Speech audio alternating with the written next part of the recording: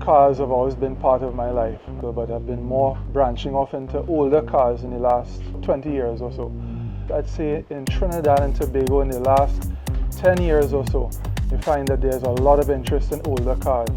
A good friend of mine called Paul and Nolan, we came together and we started what was called the Trinidad and Tobago V8 Car Club. And we started from just 3 and then 5 and 15, and then we started to get a lot of people interested.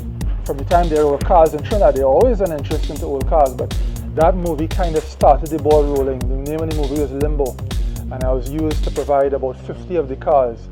And the company paid for the cars. They bought a few cars. I had a garage, so we painted over a couple of them. Some of them were very rare.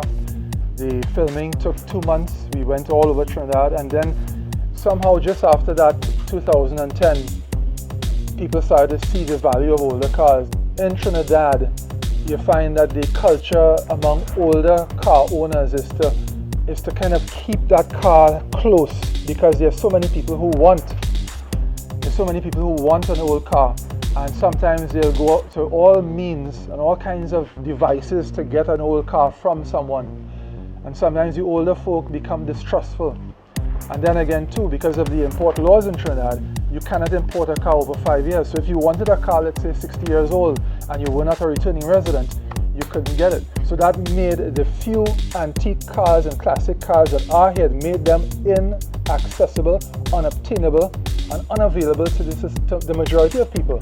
So then the prices for cars, as compared to the States, just went right up.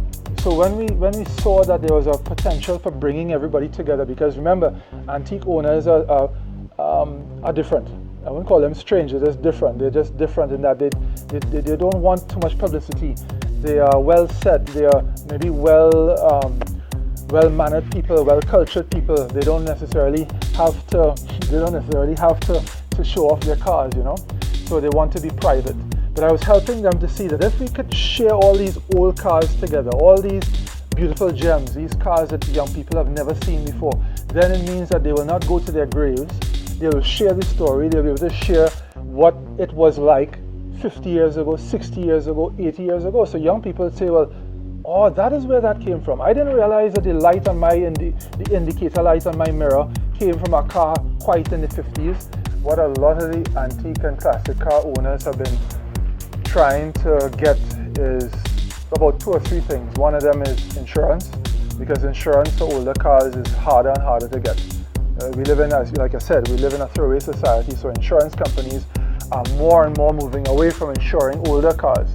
The second thing is the car parts, or availability of parts. This 1956 model Dodge, if I was to break the windscreen for this car, the only way I would get a windscreen for that is to go to the States, or to send somebody, or to apply for it, or to order it.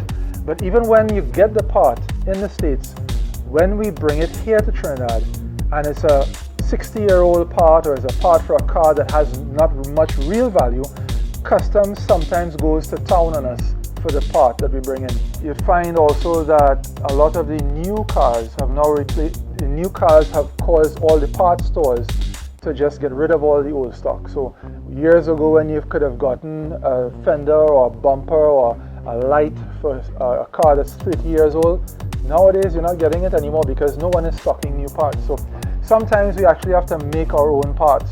Sometimes if we need to fabricate a piece of a fender or a door handle, maybe a piece on the motor, maybe a bracket, most of us will actually fabricate our own parts. Like I said, it's a little bit difficult to get parts cheaply.